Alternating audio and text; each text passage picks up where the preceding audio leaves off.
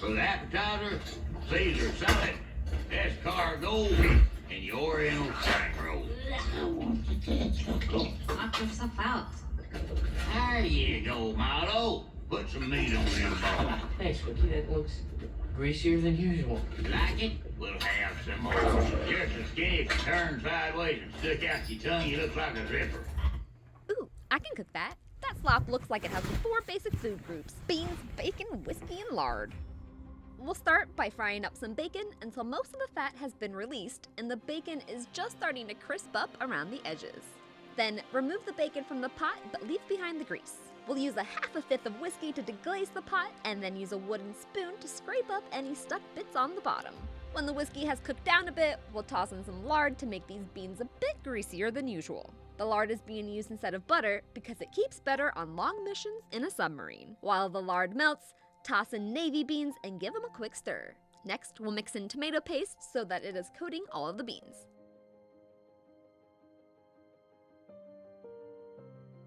Then stir in some brown sugar for sweetness and a bit of water. Try not to get it mixed up with the nitroglycerin.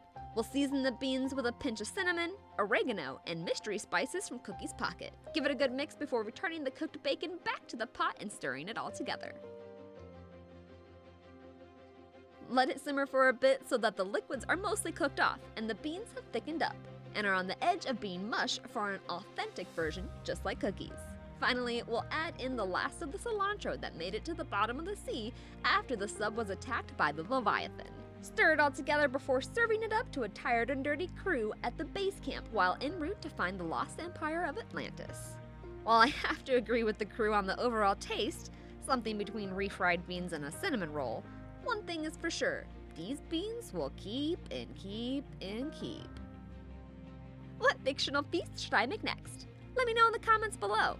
If you liked this recipe, don't forget to flip that sub button and ring the dinner bell so you can be notified of my latest recipes and foodie adventures that I post every week.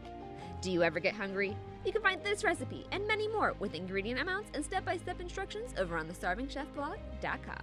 I hope you all enjoyed, and I'll see you in the next episode.